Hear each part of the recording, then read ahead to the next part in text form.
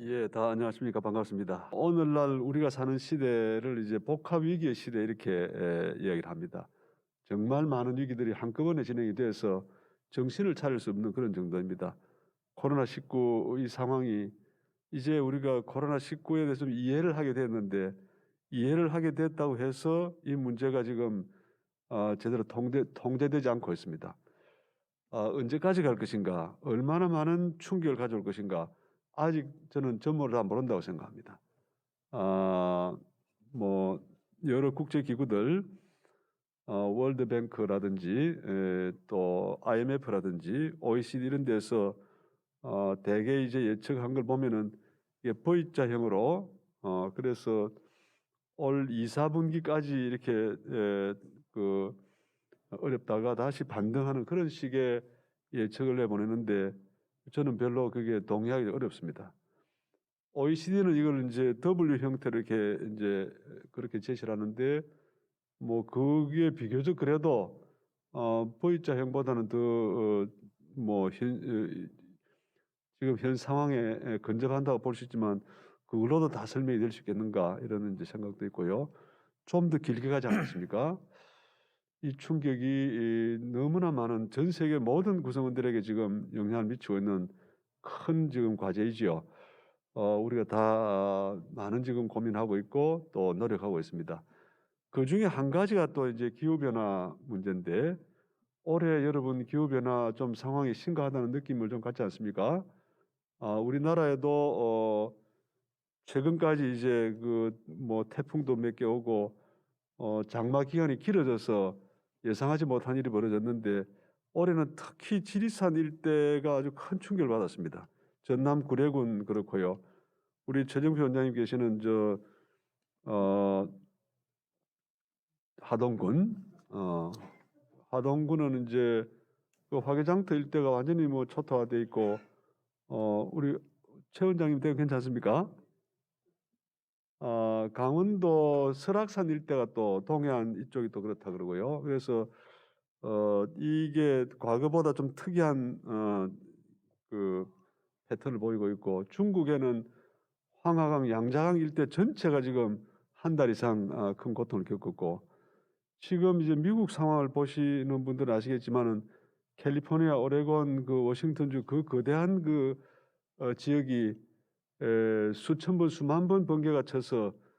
지금 불이 나가지고요. 곳곳에 수백 군데 지금 불이 타고 있습니다. 정말 과거에 보지 못했던 그런 심각한 이제 상황이 전개되고 있는데 오늘 박소연 소장님이 발표하실 내용은 이 두 번째 문제와 저는 직간접으로 연결되었다고 생각합니다. 어떻게 주택을 지을 것인가, 어떻게 도시나 마을을 만들 것인가 하는 문제인데 집을 하나를 지어도 이제는 에너지 원리에 맞게 에너지 소비를 줄이고 또 가능하면 에너지를 생산하고 이런 방식으로 만약에 집이 지어진다면 또 도시가 그렇게 건설된다고 한다면은 우리가 그 재생에너지 사용을 늘리고 또 화석연료 에너지를 줄여서 기후변화에도 우리가 적극적으로 기여를 할 수 있는 그런 길이 되지 않겠습니까? 오늘 또 좋은 발표 기대하겠습니다. 대단히 감사합니다. 예, 안녕하세요. 다시 인사드리겠습니다. 그 들어가기에 앞서서 건축 도시 공간이라는 게 너무 방대한 주제고 여러 각도에서 조명이 가능하기 때문에 일단 그 시작하는 그 매개로 공간이라는 거를 어떤 그 장소 구조라는 여러 학자들의 그 스트럭처를 차용해서 시작을 해보겠습니다. 흔히 우리가 건축 공간이라고 하면은 단순한 시설이나 뭐 공원, 건물, 학교 이런 건물 위주로 주로 피지컬 세팅 쪽으로 많이 생각하실 수가 있는데 여러 학자들이 이 공간이 이렇게 복잡한 이유는 단순한 물리적 환경뿐만 아니라 그 안에서 우리가 벌이고 있는 행위 그리고 그 행위가 갖는 의미 이런 그 세 개의 복합적인 어떤 그런 그 구조가 우리 공간에 대한 이야기를 엮어나가고 있기 때문인 것으로 설명하는 것에 저는 많은 그 공감이 되고요. 그래서 결국 그런 세 가지가 함께 움직이고 있는 그 공간 장소 구조에 결국 세 가지 설명의 탐구 레이어들을 넣어볼 수 있습니다. 결국 이게 무엇인가, 어떻게 작동하고 있는가에 대한 그 공간에 대한 묘사적이고 설명적인 탐구가 이제 한 축에서 돌아간다면, 그 두 번째 축에서는 이러면 좋을 것이다 하는 우리의 어떤 가치 아니면 가정 혹은 개념 같은 것들로 뭐가 우리 생활에서 바람직한 건가 하는 소위 그 굉장히 노마티브하고 규범적인 어떤 탐구가 한쪽에서 돌아갑니다. 많은 부분 인문학이나 사회학에서 이 부분에 대해서 설명을 해주시는데, 여기를 기반으로 결국 이제 세 번째, 그래서 어떻게 조성하는가의 어떤 그 실무적이고 실행 구현의 탐구 부분이 여기 들어가게 되고, 결국 도시 계획에서부터 도시 설계, 조경 설계, 건축 설계, 어떤 행위로서 장소를 만들어 간다는 그 세 번째 탐구의 그 기반이 저희 분야를 많은 부분 그 힘든 딜레마이기도 하고 특성이기도 하고, 그런데 요 세 개의 축을 가지고 아까 말한 그 장소의 세 구조, 요걸 가지고 설명을 좀 올려보도록 하겠습니다. 늘 잘 아시다시피, 그리고 얼마 전에 이사장님께서도 이 흐름에 대해서 잘 설명을 해주셨는데요. 그 에너지경제연구원 그 기조 연설해 주실 때 결국 우리는 그 아까 말한 그 공간 구조 그리고 그런 탐구의 어떤 설명 체계가 이런 시대의 흐름에 따라 산업혁명 이후 우리가 도시 문제가 극렬히 발전되면, 그러니까 극렬히 이제 더 증폭되면서 공간 설계의 어떤 새로운 방식들이 등장하게 되고, 그 시대를 거쳐서 지금은 우리가 이제 정보혁명 시대 거치고 나서부터는 사실 지속 가능한 도시를 우리가 더 이상 피할 수 없는 과제로 오는 요 흐름 안에서 특히 근대주의에서 이분을 제가 이제 소환을 해서 말씀을 드리고 싶은데, 사실 근대주의는 우리가 근대성, 굉장히 우리가 이전 시대, 전 근대 시대의 여러 문제들을 해결하고 새로운 그 도시의 방향을 찾아 나가고자 많이 노력했을 때 그 거장들이 있는데, 그 중에 한 분인 그 꼬르비제라는 그 분이 우리에게 잘 알려져 있기는 사실은 롱샹 성당이라든가 이런 굉장히 조형적인 어떤 그런 그 새로운 건축미로서 근대주의를 표방하고 있고, 이분이 설계한 기하학적인 이런 추상미의 주택들도 유명하지만, 사실 이분이 우리에게 더 주는 시사점은 이 정말 너무 문제가 많은 그 산업혁명 이후의 도시, 특히 20세기 초반에 도시는 어때야 하는 게 바람직한 건가라는 본인의 어떤 아이디어를 인구 300만을 위한 도시의 구성도라는 어떤 그 체계를 가지고 설명을 하고 있습니다. 전 근대 시대의 어떤 억압이나 여러 문제들을 과감히 떨쳐내고 새로운 그 공간 해법을 모색하려는 그의 의도는, 다시 이제 굉장히 기하학적이고 격자가 이제 합리적인 도시 구조를 이루는 것이 바람직하다는 걸 얘기하고 있고, 그 무엇보다도 예를 들면 1920년대에 이미 파리에서 이전에 가지고 있던 도시 구조를 과감히 격자형으로 철거해내고, 그 다음에 새로운 기술, 새로운 미학, 새로운 정신을 담아내는 고층의 어떤 그 주거군이라든가 일반 시설군을 마련하는 것이 아마도 이 사람 저서 표지가 말하듯이 빛나는 도시의 어떤 모델이라는 그런 거를 이미 1920년대에 이야기를 하고 있습니다. 당연히 요 시대선 바로 밑에까지 다 철거해내고 이런 유형의 새로운 신도시 모델을 하는 것이 20년대의 생각으로는 바람직한 해법이라는 걸로 이야기를 했고, 그 당시로서는 아마 이런 것들이 그 당대 문제를 해결할 거라는 믿음도 있었고, 이것은 모더니즘이라는 걸로 전 세계로 퍼져나갔고, 지금도 아시겠지만 파리는 이 플랜을 받아들이지 않고 실행하지 않았습니다. 근데 이게 이제 북미로, 그런데 뒤 마르세유나 이런 데서는 사실 이 사람의 아이디어가 르니테 다비타시온 같은 주거군으로 실현이 돼서 고층의 주거군으로 올라가는 데에는 상당히 이 사람의 영향이 있었고, 이게 이제 더 나아가서는 브라질리아 같은 어떤 그 신도시는 이 소위 모더니스트 플래닝 아이디어를 정말 전 도시에 실현하는 것을 구현합니다. 이런 근대주의 어떤 공간 설계의 모든 그 기법들은 굉장히 굉장히 합리적이고 그리고 계몽적이라고도 할 수 있는 어떤 사회 문제를 전문가가 효율적으로 답안을 내고 이것을 대량으로 그리고 빠르게 그리고 모두에게 제공할 수 있는 그런 어떤 그 아이디어를 가지고 도시 설계를 하고 공간을 만들고, 근데 이거를 사실은 구현한 곳은 도시 전체에서 인도라든가 브라질 같은 데서는 구현이 됐고, 55년도에 당시 대통령이었던 분은 이 신도시를 만들어내겠다라는 공약을 걸었는데, 그러면서 동시에 50년을 5년으로 이루어 보겠다라는 이런 또 캐치프레이즈를 걸면서 60년대부터 이 도시를 만들기 시작하고, 꼬르비지의 아이디어를 굉장히 숭배했던 그 오스카 니마이아라든가 아니면 코스타 같은 건축가들이 정말 큰 도시에서부터 작은 문고리까지 모든 디자인을 컨트롤하는 도시를 이루었습니다. 이게 당시 모더니스트 아키텍트들에게는 상당한 로망이었습니다. 모든 거를 디자인으로 우리가 다 컨트롤할 수 있고, 그래서 좋은 삶의 공간이 나올 거라는 당대의 확고한 믿음은 이후 시대에 또 다른 여러 가지 해석들이 있지만, 그래도 어떻든 한 시대에 이런 것들이 있었고, 87년도에 이게 아마 세계유산으로 등재가 되는데, 등재의 이유는 살기 좋은 곳이어서가 아니라 어떤 한 시대를 대표했던 아이디어가 도시의 모습으로 고스란히 구현됐던 그런 인류 유산적 가치가 있다라는 걸로 됩니다. 근데 이런 식으로 이제 도처에 퍼져나가는 여러 그 모더니스트 운동들이, 이게 이제 2차 대전 후에 특히 북미 같은 데서는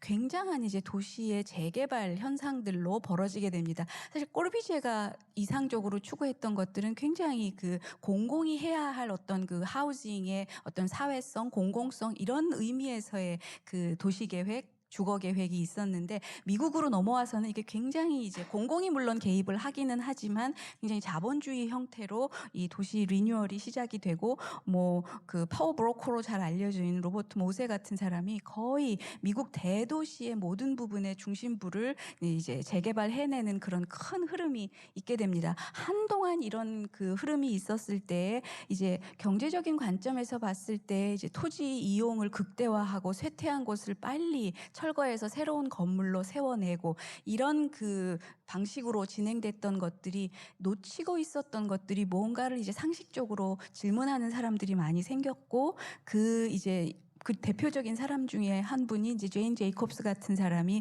우리가 하고 있는 이런 일련의 재개발 사업이 놓치고 있는 것들이 너무 많고 폐해도 너무 많고, 그 예를 들면은 이 사람이 살고 있는 그 그리니치 빌리지 맨하탄해고 남단 쪽에 이런 아이들이 이제 어쨌든 잘 놀고 있는 동네의 공원 위로 이제 로버트 모세가 제안하고 있는 하이웨이 같은 것들이 들어서게 되는데, 이제 여기서부터 이전에 이제 굉장히 전문가들 위주로 효율적으로 빠르게 그리고 대규모로 진행됐던 어떤 큰 공간 설계의 어떤 흐름은, 지금부터는 시민들이 우리 일상에서 원하는 건 그것이 아니라는 목소리가 나오게 되면서 사실은 큰 변화가 이제 벌어지게 됩니다. 지금 굉장히 복잡한 거를 너무 간단하게 설명드려서 죄송한데, 이런 식으로 주민이 들어오면서 사실은 이게 미국 대도시 도처에서 벌어졌던 그 재개발, 어반 리뉴얼에 거의 많은 부분 이런 시민운동들이 들어오는데, 성공한 것도 있고 성공하지 못한 것도 있는데, 예를 들면 시애틀 같은 데서도 그 예전 초창기에 이제 도심부에 있었던 어떤 오래된 마켓 건물 같은 것들이 이제 30년대, 40년대, 50년대 지나면서 굉장히 쇠퇴하게 되고 우범지역화하고, 이렇게 봤을 때 이런 지역은 사실은 굉장히 쇠퇴지수로 봐도 굉장히 쓸모없는 거라는 그런 시각에서 봤을 때는, 그렇다 그러면 이제 여기로 이제 하이웨이도 내야 된다라는 이제 그 계획들이 세워지고, 그 계획 안은, 그 당시의 계획은 이제 그림을 그려서 이제 해법을 표시합니다. 그래서 그 오래된 지역에 이제 빠르게 건물 하이라이즈 짓고 길 내고, 이런 식의 계획들이 들어와서 이제 계획안들이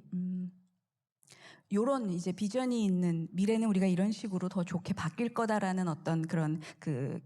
아까 3번 탐구 어떻게 조성할 것인가의 그림이 보여지기 시작하는데 이제 이럴 때에 이제 많은 사람들이 피켓을 들기 시작하죠. 우리는 저게 부서지기를 싫다는 어떤 강한 의사 표시를 하고 그리고 이게 이제 받아들여지면 사실은 아까 예정되었던 개발지구는 소위 역사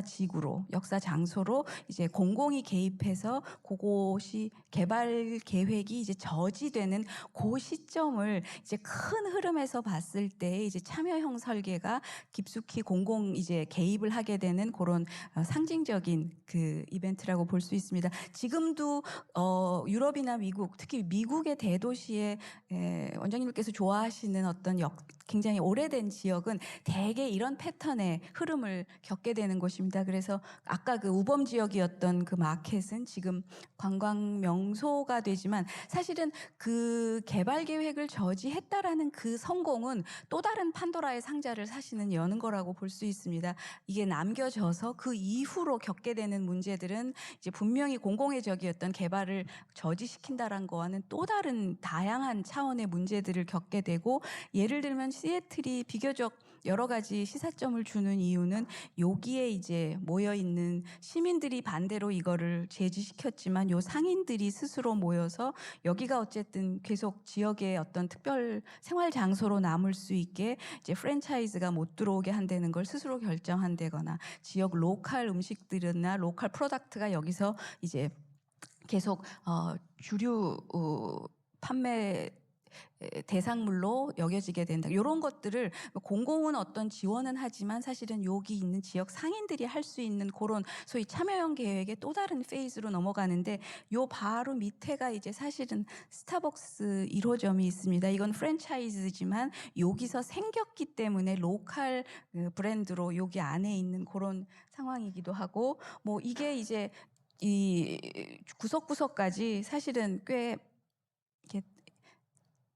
계속되고 있습니다. 근데 여기에 이제 음식들이 계속 팔리게 되고 지역 꽃, 근데 특히 이 꽃을 가꾸는 사람들은 이제 굉장히 소수민족들이 가지고 있는 꽃들을 여기다가 이제 주요 판매를 할 수 있는 베뉴를 만들고 이런 식의 저기가 됩니다. 그래서 이런 그 보편적인 단계가 사실은 시민 운동이나 주민 참여로부터 어떤 개발을 저지하는 거로부터 이 공간 설계의 큰 흐름은 이런 그 계기를 맞이하게 되고 이전에 우리가 전문가들이 굉장히 빠르고 효율적으로 진행해왔던 일련의 공간 설계의 어떤 그 파라다임이나 패턴은 여기서부터 이제 새로운 모드를 갖게 되고 이게 이제 운동으로 시작을 해서 제도화를 하게 되고 정책화하게 되고 이제 일상화가 되고 난 다음에는 사실은 아까도 말씀드린 새로운 문제에 봉착해서 여기서 더 나빠지는 경우도 있고 뭐 좋다 나쁘다의 이제 또 여러 근거는 다양한 이제 그 무엇이 바람직한가라는 가치의 이제 그 구조가 들어오겠지만 어쨌든 단순화시키자면 이런 이제 단계를 거치게 됩니다. 우리나라로 요거를 이제 잠깐 그 시각을 돌려보겠습니다. 우리는 1934년 일제강점기 때 조선 시가지 기획령이라는 어떤 구조로 도시계획의 어떤 그 첫 번째 근대적인 그 이제 아이디어를 이제 정리를 하는 그런 계기가 되는데 이때 굉장히 안타까운 일들이 사실은 많이 벌어졌던 때이고 결국 우리 지금 가지고 있는 법은 60년대에 들어오면서부터 이제 건축법, 도시계획법 이런 것들이 이제 구체화됩니다. 그리고 60년대, 70년대가 뭐 다른 서구도 마찬가지만 우리도 굉장히 이제 격변의 시대를 거치면서 그 공간 설계에 이게 이렇게 왜 안 들어가지? 예, 그 당시에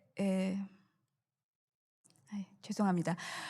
70년대만 보더라도 지금도 지금 우리 도심부에서 높이 올라오고 있는 일련의 그 최신 건물들은 이미 70년대에 재개발지구로 지정해 놨던 것들이 이제 오랜 시간을 거치면서 들어오게 되는 그런 상황입니다. 그리고 아까 이제 그 꼬르비제의 아이디어에서 봤듯이 이전에 굉장히 전근대 시대에 우리가 버네큘라하게 그리고 gradually 이렇게 개발되었던 도시 형태들은 굉장히 이제 급진적으로 밀어내고 새로운 주거 유형들 우리가 처음으로 아파트 단지를 이제 하기 시작한 게 이제 마포 아파트 60년대 후반 때부터 들어오고 이 이후로 어마어마한 70년대의 개발 시대 반포 잠실 이러면서 사실은 강남에 이런 그 끊임없이 빠르게 짓는 시대를 거치게 됩니다. 한 80년대, 90년대 초반, 그리고 어떤 의미에서는 지금까지도 우리는 이렇게 굉장히 빠르게 뭔가를 지어내는 것, 그리고 잘 지어내는 것, 이런 거에 잘 하기도 하고, 또 많은 폐해는 있지만 또 그 당시에 너무나 급박한 주거 문제를 해결할 수밖에 없었던 그 선배님들의 고충이 사실은 저는 조금 이해되는 면도 없진 않지만, 이 이후를 살고 있는 우리에게는 사실 90년대 중반쯤에 계속 짓기만 하던 우리 문화에서 뭔가 짓지 않는 사건들이 이제 벌어지게 됩니다. 그 중에 하나가 94년도에 외인 아파트를 이제 철거하는 것들은 상징적으로 의미가 저는 있다고 생각을 하고, 또 하나 철거해내기 시작한 게 사실은 이제 청계천 얘기를 잠깐 삽입할 필요가 있겠는데, 작은 이런 천이었던 것이 사실은 이 천변의 어떤 그런 굉장히 열악한 그 임시 주거 형태로 전후에 우리나라의 어떤 서울로 몰려드는 인구들이 이 일시적으로 이런 환경을 이제 이어나갔고, 여기에 이제 복개하는 것들은 이미 오래전에 계획은 돼 있었지만 50년대 후반부터 그리고 60년대에 그 하천을 콘크리트로 덮었고, 사실은 여기에 더해서 교각을 놓고 이제 큰 고속도로를 넣어서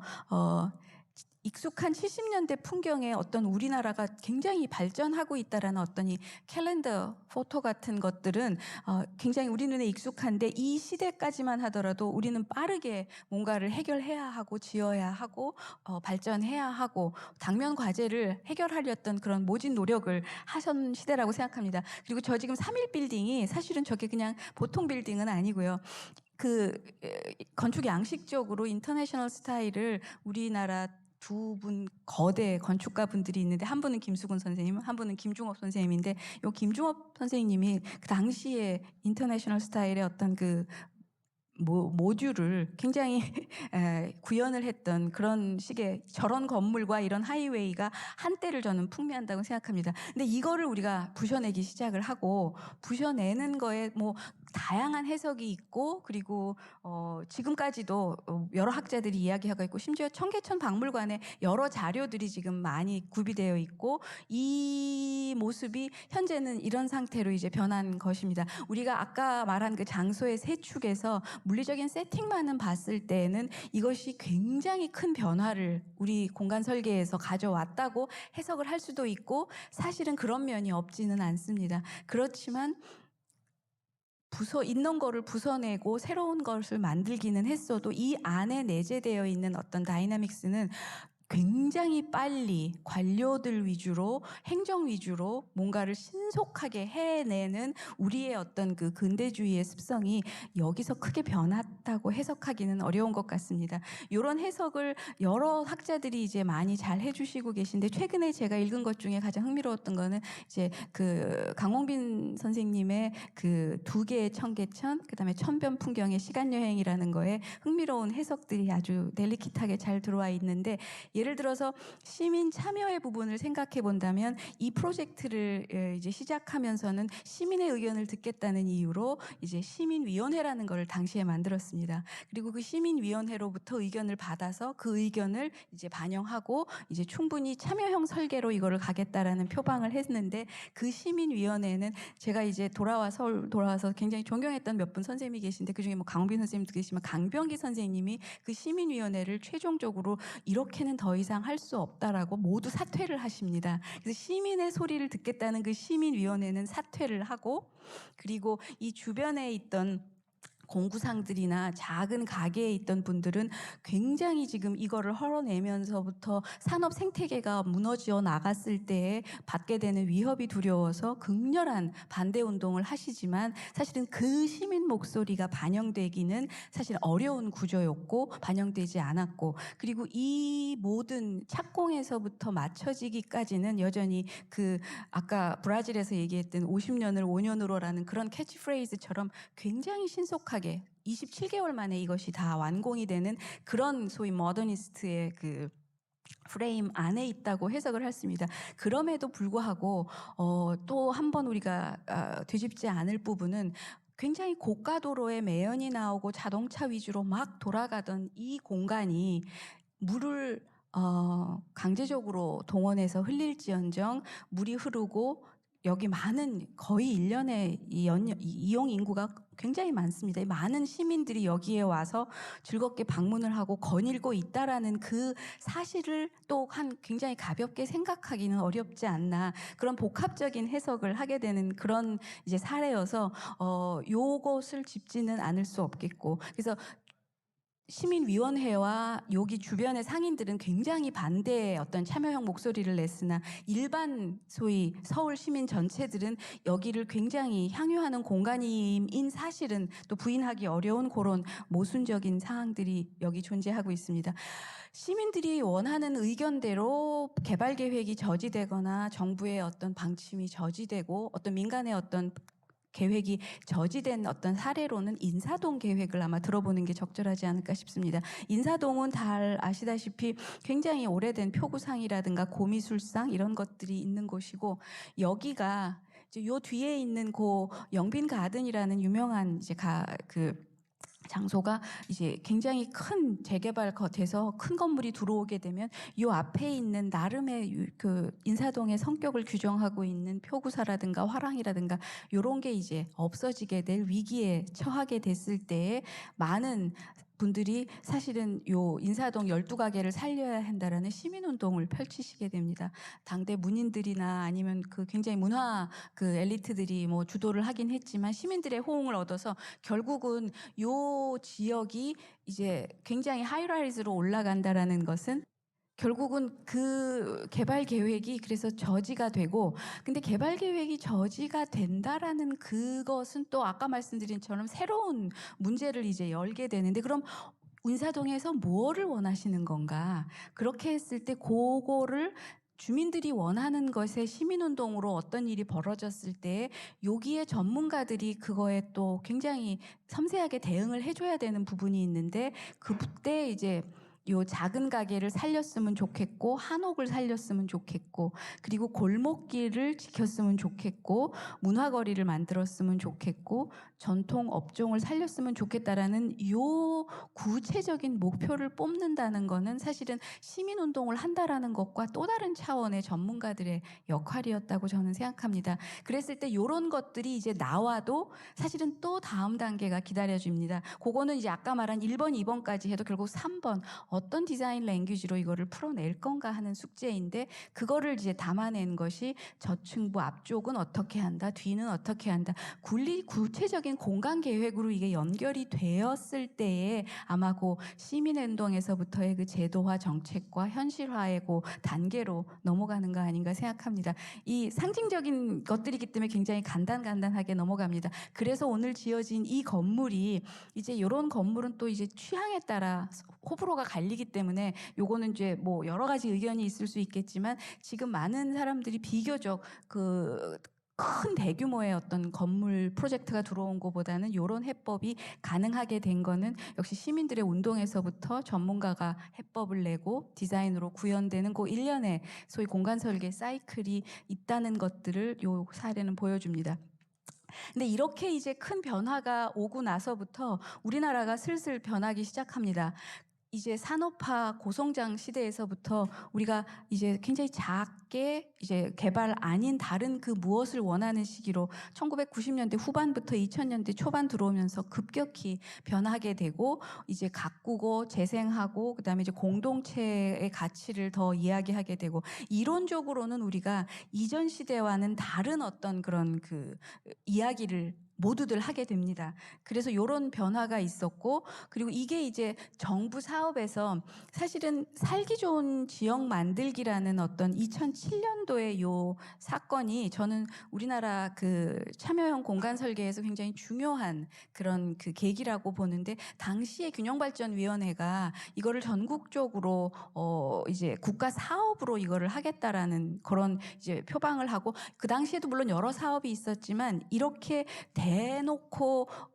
이 사업의 조건을 살기 좋음이라는 어떤 굉장히 철학적인 목표를 가지고 방법론적에서는 지역사회의 주민 주도형으로 추도해야 된다라는 어떤 그런 조건을 내걸기 시작하는 거가 구체화되는 이 시점이고, 이게 2007년도에 이런 일이 벌어졌을 때 이게 굉장히 참신했었고, 그리고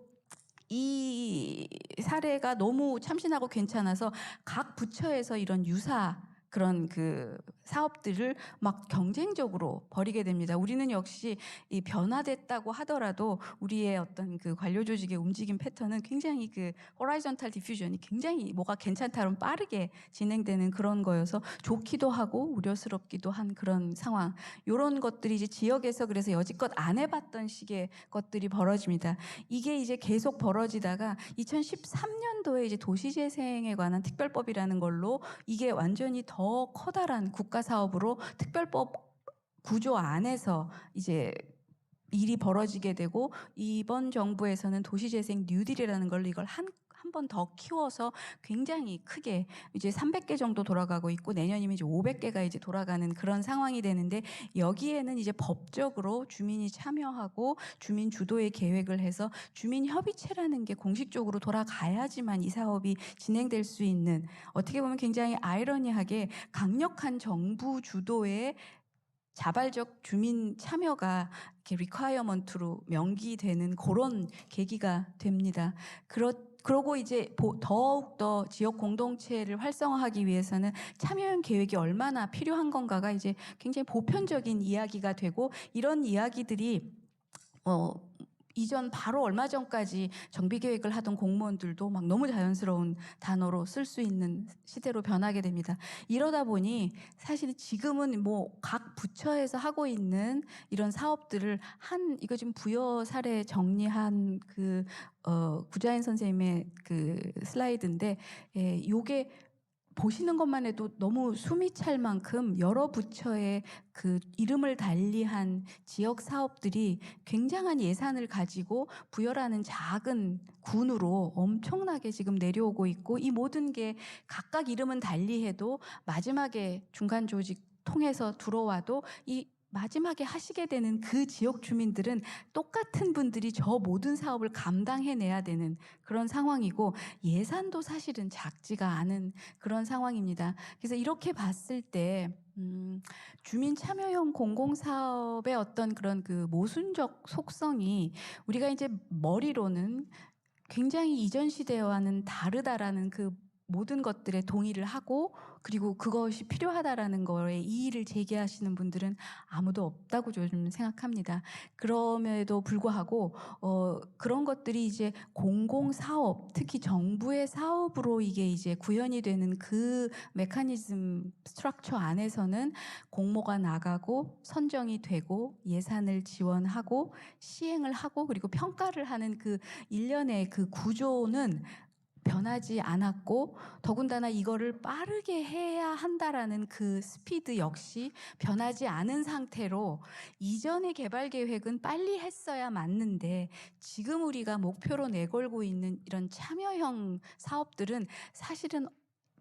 본질적으로 빠르게 한다라는 거에서는 분명한 한계가 있는 것들인데도 그거를 담아내는 구조가 굉장히 바뀌기 어려운 우리의 어떤 사업 구조는 분명히 존재하는 것 같습니다. 그리고 자발적 주민 참여의 어떤 그 조건 이행은 그 주민이라는 실체가 이제 생겨서 작동하고 그리고 그분들이 원하는 것들이 나오기까지의 어떤 필수적으로 필요한 어떤 그런 시간 있는데 그 시간을 우리가 기다릴 수 있는 그런 여지가 우리 구조 안에 있는가. 근데 그렇다고 참여형 공공사업이니 무작정 그럼 계속 주민 주도로 오래도록 기다린다라는 그것이 모든 거를 해결해 줄까? 그 질문도 우리가 또 동시에 해봐야 되지 않나 그런 생각을 합니다. 그리고 주민 주도로 한다라는 것이 사실은 전문가의 역할을 이전 시대보다 훨씬 더 sophisticated하고 굉장히 복잡하게 요구하는데 이 주민 주도라는 그런 단어에 내포되어 있는 이 사실은 주민들에게 우리가 요구하고 있는 과도한 어떤 기대 이런 것들도 굉장히 고민스러운 현장에서의 일들이 많이 벌어지고 있습니다. 그러다 보니 아까 그 부여 그 사례에서도 잠깐 엿보실 수 있듯이 어마어마한 공공사업들이 지금 벌어지고 있는데 우리가 애써 찾는 소위 성공 사례들은 이 공공사업 트랙에서 나오지를 않고 있는 현실 또한 우리가 냉정하게 생각을 해봐야 될 것 같습니다. 그리고 공공사업을 정말 그 현장에서 무림의 고수들이 많아주시는 게 전 너무 고마운데, 그 현장에서 이걸 제대로 뭔가를 하고 계시는 분들은 공공사업을 지금 굉장히 기피하고 계신 그런 현실은 또 우리 어떻게 해석해야 되나. 그래서 결국 아마 오늘 그 화두 3가지를 좀 뽑자면 아마도 천천히 한다라는 것, 주민 주도로 한다라는 것, 그리고 천천히 주민 주도로 결국 어떤 공간 디자인 해법을 낼 수 있는가에 대한 현실 그 체크 아닌가, 저는 그렇게 생각합니다. 그러면서 한편 우리가 압축 성장 시대를 소위 우리는 성공적으로 이제 지내왔다라고 얘기를 할 수 있을 것 같습니다. 물론 많은 안타까운 일들도 많았지만 그 시대를 지내오면서 우리가 갖게 된 이런 그 공간 조성 문화의 속성은 그냥 너무 쉽게 다 나쁜 것이라고만 하기에는 굉장히 아쉬운 점도 있을 것 같습니다. 특히 이번 코로나 사태를 겪으면서 우리가 K-방역의 성공이 굉장히 감사하고 그리고 자랑스러운 면이 없지 않아 있는데, 여기에는 여러 요인들도 있지만 그 중에 하나가 정말 굉장히 신속한 우리 행정력과 그리고 뭐 자발적으로 주민들이 어떤 의식도 굉장히 높았지만 또 헌신적인 의료분들도 있고 우리 좋은 어떤 그 의료 계획이라는 것도 있었지만, 여전히 그 핵심은 우리가 천천히 주민주도로 해야 된다라는 걸로 그동안 너무 학교에서 편하게 얘기했던 것이 현실에서 우리가 정말 잘하고 있는 것들을 너무 가볍게 생각하도록 잠깐 착각을 했던 건 아닌가, 그런 생각도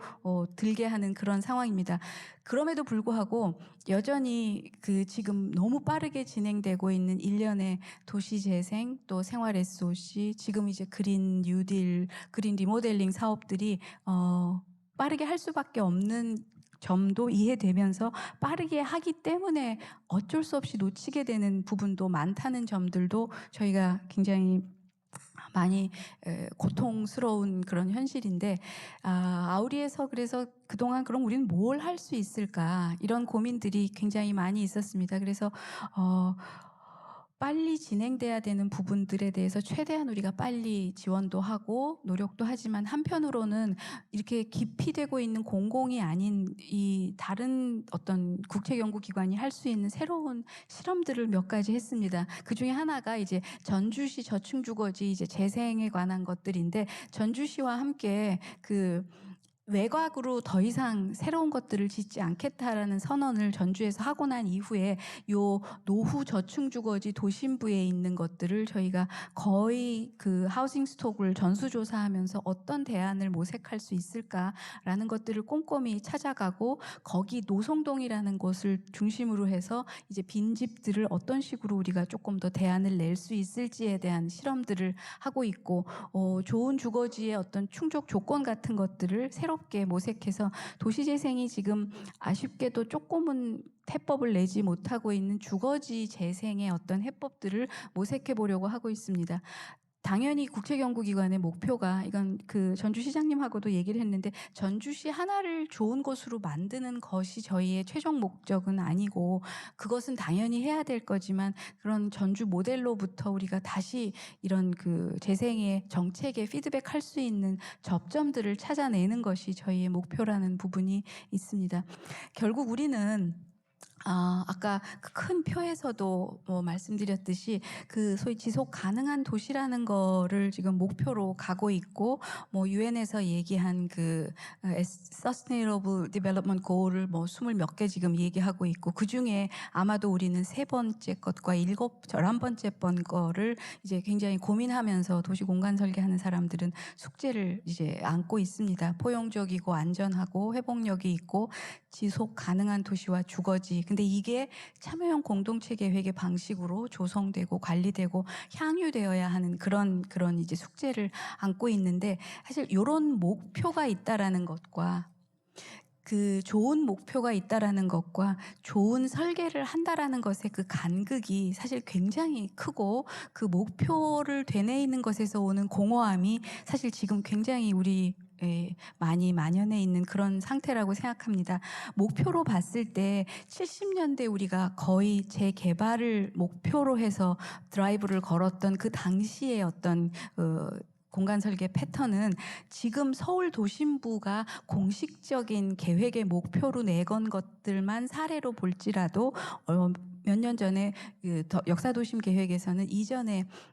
전혀 생각지 못했던 역사, 주거, 안전, 환경, 뭐 교통 이랬을 때 이제 보행을 수반한 교통, 그다음에 특히 산업 이런 것들을 서울 도심부가 이제 살기 좋은 곳으로 되기에 필요한 어떤 목표로 선정을 하고 이쪽으로 지금 향해 가고 있습니다. 근데 요렇게 한다라는 것이 그럼 어떤 구체적인 디자인 랭귀지로 이게 구현되는가를 사실은 우리 거의 현장에서 매일 고민하고 있는 그런 상황이라고 생각합니다. 그렇게 봤을 때 이전에 우리가 대규모 철거 개발에서 사실은 중소규모의 문맥을 존중하는 개발이 필요하고 그것을 많은 부분 성공시켜온 사례까지 오는 그런 현재까지의 변화 양상이 큰 이제 우리로서는 많이 이뤘다라고 얘기할 수도 사실은 있습니다. 근데 아까 초반에 말씀드렸던 어떤 그 장소의 세 가지 요소, 물리적 세팅만이 아니라 그 안에 가지고 있는 행위나 의미로 봤을 때 요 파라다임은 어디까지나 세팅의 파라다임이고 여기로부터 사실 일상생활이나 생활 양식, 도시공간 관리나 재생을 하는 거에서 지역 주민 사회나 지역 경제나 공동체 경제 활성화 이런 것들과 이제 더 면밀하게 들어와야 되는 키워드는 아마 이제 라이프 스타일이 되지 않나 싶습니다. 우리 생활에서 우리가 일상생활 어떤 방식으로 우리가 지탱하고 있는 것들을 어떻게 섬세하게 받아낼 수 있을까? 그런 것들은 이제 뭐 재산권이나 주거권이나 뭐 오래된 유산에 대한 유산권뿐만 아니라 이제 인권의 접근으로 우리가 이 해법을 찾아나가는 굉장히 챌린징한 그런 시대에 저희가 살고 있다라는 요 도표가 이제 마지막 이제 도표인데 요런 것들을 그럼 뭐 다 잘 못 되고 있나 그런 것은 아니라고 생각합니다. 잘 하고 있는 부분도 있는데 아쉬운 부분이 많고 그 아쉬운 부분을 어떻게 조금 더 잘할 수 있을까? 요까지가 이제 제가 준비한 그 적이고요. 그래서 추가로 조금 슬라이드 몇 개만 그럼 더 하고 제가 마치도록 하겠습니다. 결국 라이프 스타일을 우리가 이제 반영한 어떤 지역의 공간 계획을 한다라는 거가 그럼 어디가 좀 잘하고 있을까에 그럼 좀 사례라도 좀 긍정적으로 조금만 보여주고 내려가야 제가 좀 덜 죄송할 것 같은데 여기도 뭐 만점은 아니지만 최소한 라이프 스타일을 반영한다라는 공간 계획이 제가 보기에는 아마 이런 변화를 말하는 거 아닌가. 결국 이전에는 우리는 굉장히 조형적이고 아름답고 이런 유형으로 건물에 비교도 할 수 있지만 이쪽에 그 문화 경관 쪽으로 얘기를 해보자면 이런 막 가꿔내고 이런 식의 어떤 그 환경을 구축할 것을 한동안 생각한 적은 있었고 저거는 지금도 저는 중요하다고 생각합니다. 그런데 이제 문화 경관 쪽으로 넘어와서 이런 똑같은 우리가 경관이라 할지라도 이거는 이제 그 빈야드인데 여기서 포도를 가꾸고 와인을 생산해내고 이 사람들이 이 농지에서 살고 하는 요런 그 소위 먹거리로서 이 사람들의 산업이 유지되지만 사실은 산업이 아니라 그 산업이 반영된 요 문화 경관 자체가 라이프 스타일이 반영된 어떤 지역에 요걸 유지할 수 있는 그런 메커니즘을 우리가 정리해내는 공간 설계 기법이 필요한 것. 마찬가지로 이제 그 어촌에서도 뭐 당연히 관광하러 치닫을 수 있는 위험 요소가 분명히 내재해 있지만 그래도 어촌 생활을 하면서 여기에서 만들어졌던 이 경관이 그 라이프 스타일을 계속 유지할 수 있는 어떤 공간 설계의 방식 그리고 이런 다랑이 논 같은 데에서 이 논을 유지하기 위해서 이 농촌 생태계가 왔던 그런 것들이 현대적으로 계속 요 논 경작과 그 바람직한 그 파밍이 이 시대에서 어떻게 계속 유지되고 있는 게 분명히 여긴 있거든요. 그런 것들을 우리가 농촌에서 했다면 도시에서는 이런 것들 우리가 어떤 식으로 라이프 스타일을 반영해서 지역 공동체나 지역 경제 활성화가 공간 언어로 나올 수 있는지의 단초들을 조금 생각해 볼 수 있지 않을까 생각합니다. 여기까지 말씀드리겠습니다. 고맙습니다.